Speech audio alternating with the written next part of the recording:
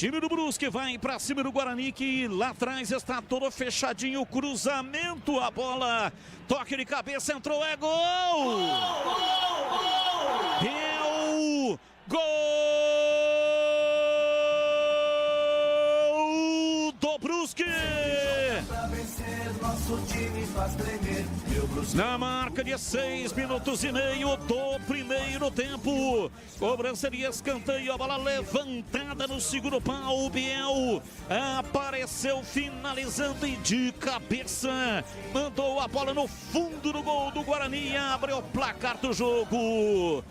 Incrível, porque é o jogo aéreo. Time do Guarani que vem falhando terrivelmente neste quesito.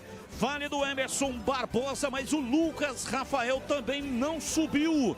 E o Biel enfiou a cabeça nela e abre o placar do jogo. 1 para o Brusque, 0 para o Guarani. E o detalhe do gol é São Vladimir Catarino. Cobrança do escanteio feito pelo Guipira e ninguém subiu, como você disse, né, Batista? Quem estava marcando o Biel era exatamente o Emerson, que nem subiu, nem se esforçou ali para fazer o corte. O Biel, que nem é tão alto, colocou de cabeça. A bola foi no canto ali do goleiro Fred Conte.